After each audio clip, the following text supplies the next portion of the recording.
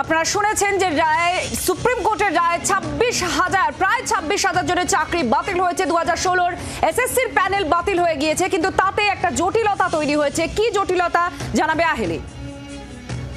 একেবারে রাত্রেই প্রায় 26,000-এর চাকরি চলে গিয়েছে এবং এই যে নতুন জটিলতা সেটা আপনাদের জানাবো। আপনারা জানেন যে কয়েকদিন আগে উচ্চ মাধ্যমিক পরীক্ষা হয়েছে, আর সেই উচ্চ মাধ্যমিক পরীক্ষার খাতা দেখা এই মুহূর্তে চলছে। আর খাতা দেখার ক্ষেত্রে একটা জটিলতা সৃষ্টি হয়েছে, কারণ যে 26,000-এর চাকরি চলে গিয়েছে তাদের মধ্যে প্রায় 5,500 শিক্ষক, তারা 11-12-এ পড়ান এবং তারা এই মুহূর্তে উচ্চ মাধ্যমিকের খাতার দায়িত্বে রয়েছেন। সেই খাতা তারা দেখছেন, মাধ্যমিকের খাতা দেখার দায়িত্বেও তারা ছিলেন, সেই খাতা তারা জমা দিয়ে দিয়েছেন, কিন্তু উচ্চ মাধ্যমিকের খাতা দেখা এখনো চলছে।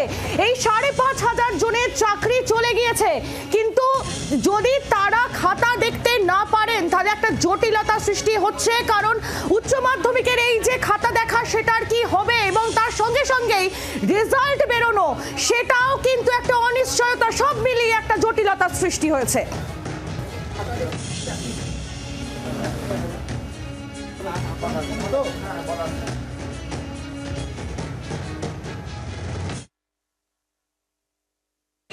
যে প্যানেল বাতিল হলো সেই প্যানেলের মধ্যে 11-12-এর প্রায় 5,500 শিক্ষক রয়েছেন যাদেরকে নিয়োগ করা হয়েছিল। এখন এই 5,500-এর মধ্যে কেউ খাতা দেখার সঙ্গে যুক্ত আছেন কি না সেটা উচ্চ মাধ্যমিক শিক্ষা সংসদের কাছে এখনও স্পষ্ট নয়। তবে নির্দিষ্ট সূত্র বলছে যে এই 5,500-এর মধ্যে একজনও এই খাতা দেখার কাজে যুক্ত নেই, তেমনটা কিন্তু বলা যায় না।